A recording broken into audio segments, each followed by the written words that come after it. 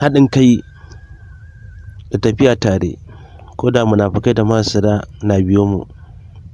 To wannan kalma ce da muka rubuta a cikin wannan bidiyo. To za mu buɗe wannan bayani. Ita dai kalmar hasada da munafurci mummuna annoba ce wacce ta fi manyan cututtuka da ake da su da zamani. Domin ka ɗauko tun da kan yaƙin duniya na ɗaya na biyu kawo yau, kaga duk munafurci da hasada da suka haifar da wannan yaƙunƙuna, wanda an kashe mutum ya fi miliyan 100 kawo yau, wanda ba wata cuta da ta yi wannan aikin.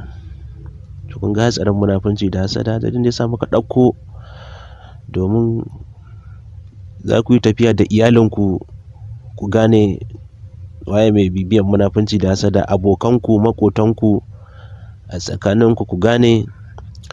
Kai ba ma a wani ɓangaren ba, hatta addini ana samun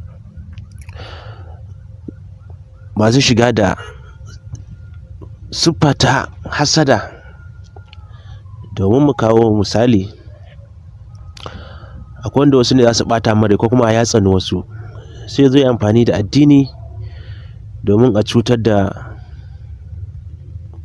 wayannan jama'ar da yake jin haushi.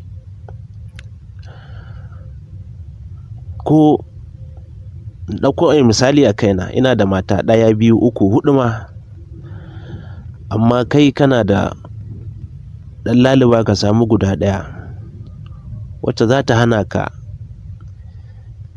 leƙe-leƙe na bibiyar wasu mata. Tun da dama abin da ake nufi da aure ku zauna ku haɗa kai ku zauna tare, wacce za ta hana ka ka bibiyi mata, kai ma ka hana ta ta bibiyi maza. Wannan shine siga farko da aka gina aure a kai. To yasa ku fahimci wannan, yasa mu'amala ta aure na kwanciyar aure yake da mahimmanci, kan cewar kowane ɓangare ya zamanto yana ba da daidai gwargwadon yadda ya kamata don gujewa samun matsala. To amma ni na zo na mallaki wa'annan, amma ina baƙin ciki kai ka mallaki macen ƙwaya 1, ni kuma ga na tara. Idan jama'a kuɗin ƙarya ne da addini na tara su, ba ma na iya biya musu buƙatan da ya kamata, amma kuma kai ina jin haushinka mallaki ƙwaya 1. Kun ga wannan siga ce ta hasada.